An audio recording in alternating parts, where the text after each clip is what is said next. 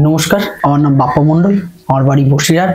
ইনি আমার মা, মায়ের নাম সুষমা মণ্ডল। আমার মার হাই প্রেশার আছেন। তো কিছুদিন আগে আমার মা প্রেশারের ওষুধ খায়নি, যার ফলে আমার মার জ্ঞান হারায় এবং আমরা যথারীতি এখানে লোকাল হসপিটালে নিয়ে যাই। সেখানে গিয়ে জানতে পারি যে মার প্রেশারটা বড্ড হাই। তো ওখান থেকে প্রাথমিক চিকিৎসা করার পরে দেখি মার সিচুয়েশন খুবই বাজে। শুনে আমি যথারীতি এখানে কোনো রকম সময় নষ্ট না করে আমি এখান থেকে বন্ডে সই করে বারাসাত নারায়ণা হসপিটালে মাকে নিয়ে যাই এবং সেখানে এমার্জেন্সিতে গিয়ে ডাক্তারবাবুর সাথে কথা বলে মার বিষয়ে সমস্ত যেগুলো ঘটনা ঘটেছে সেগুলো ডাক্তারবাবুকে বলি। সিটি স্ক্যান রিপোর্ট দেখে যথারীতি ডাক্তারবাবু আমাকে বলে মার ব্রেন স্ট্রোক হয়েছে। যথারীতি ডাক্তারবাবুরা সঙ্গে সঙ্গে মার চিকিৎসা শুরু করে এবং মার নারায়ণা হসপিটালের চিকিৎসা চলে। দীর্ঘ 10 দিন চিকিৎসা চলার পরে স্যারকে আমি জিজ্ঞাসা করি, স্যার মার তো জ্ঞান আসছে না। তো স্যার আমাকে অ্যাডভাইস দেয় মার একটা ট্র্যাকেস্টমি করতে হবে। এবার স্যারকে আমি যথারীতি জিজ্ঞাসা করি, স্যার এটা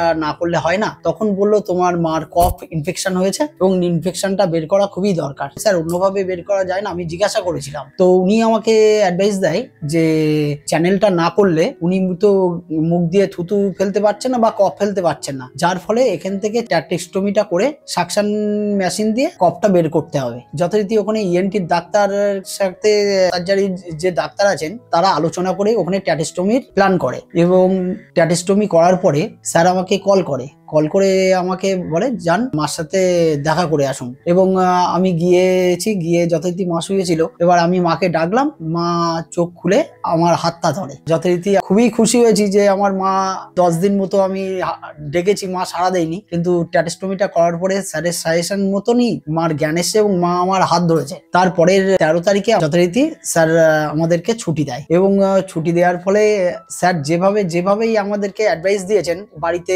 অক্সিজেন সিলিন্ডার থেকে লেবুলাইজার থেকে যেভাবে চলতে বলেছেন সেই সাজেশনেই আমরা চলছি। এবং তার মধ্যে স্যার আমাকে একটা কথা বলেছিল, 1 থেকে 1.5 মাস পরে চেকআপের জন্য আসতে। তো যথারীতি আমি সেই অ্যাডভাইস হিসাবেই চলছি এবং সত্যি কথা বলতে আজকে যখন আমি মাকে ছুটি দিয়েছিল তখন মা ঘাড় নাড়াতে পারতো না, তারপরে কথা বলতে পারতো না, হাত পা নাড়াতে পারতো না, মা জাস্ট শুয়ে থাকতো। এবার স্যার যেভাবে অ্যাডভাইস দিয়েছেন এবং ওখানকার সকল স্টাফদের যেভাবে পরিষেবা পেয়েছি আমরা, সেই হিসাবে আমার মা এখন যথারীতি ঘাড়ও নাড়াতে পারে, খেতেও পারে, হাত পা নাড়াতেও পারে এবং মা আস্তে আস্তে হাঁটতেও পারে। স্যার আমাকে একটা অ্যাডভাইস দিয়েছিল, যে সাইডটা পড়ে গিয়েছে ফিজিওথেরাপি করতে হবে এবং স্যারের কথা মারফত সেইভাবেই আমরা ফিজিওথেরাপি চালিয়ে যাচ্ছি। এবং সব থেকে থ্যাংক ইউ জানাবো নারায়ণা হসপিটালকে, সকল স্টাফকে, যে আমার মাকে এইভাবে চিকিৎসার সুবিধা করে দেওয়ার জন্য থ্যাংক ইউ জানাবো নারায়ণা হসপিটালের সমস্ত স্টাফকে। সুষমা মণ্ডল আমাদের কাছে এমার্জেন্সিতে আসেন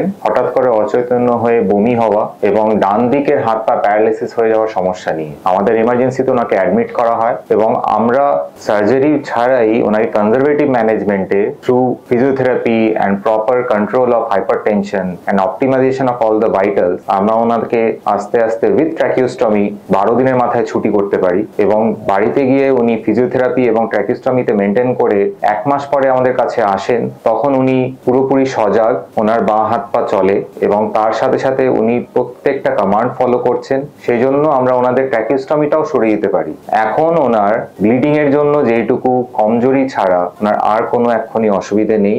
উনি এখন খুবই সুস্থ হয়ে উঠেছেন এবং ওনার পরিবারের লোকরাও খুবই সন্তুষ্ট চিকিৎসার মাধ্যমে। একজন 60 বছরের বৃদ্ধা মহিলা আমাদের এমার্জেন্সিতে আসে উইথ অল্টার্ড সেন্সোরিয়াম, অর্থাৎ উনি হঠাৎ করে জ্ঞান হারিয়ে ফেলেন। এমার্জেন্সিতে সিটি স্ক্যানে দেখা যায় যে ওনার ব্রেনে বড়সড় একটি ক্লট তৈরি হয়েছে এবং তৎক্ষণাৎ ওনাকে আইসিইউতে শিফট করা হয়। নিউরোসার্জারির মাধ্যমে আমরা সেই ক্লটটি বের করে দেই এবং তারপরে ওনাকে 7 থেকে 10 দিন ভেন্টিলেশনে রাখা হয়, যেহেতু উনি নিজে নিঃশ্বাস নিতে পারছিলেন না। ছুটির আগে ওনাকে আমরা ওটিতে নিয়ে গিয়ে একটি আর্টিফিশিয়াল নিঃশ্বাসের রাস্তা তৈরি করে দিই, যেখানে ট্র্যাকিয়ার উপরে আমরা একটি ছোট্ট ফুটো করে ওখানে একটি ট্র্যাকেস্টমি টিউব পরিয়ে দিই। এটির মাধ্যমে পেশেন্ট নিজের থেকে নিঃশ্বাস প্রশ্বাস নিতে পারে এবং বাড়িতেও যেতে পারে এবং যখন ওনার নর্মাল ব্রিদিং মেকানিজম আবার ফিরে আসবে তখন আমরা ট্র্যাকেস্টমি টিউবটি আবার রিমুভ করে দিতে পারি।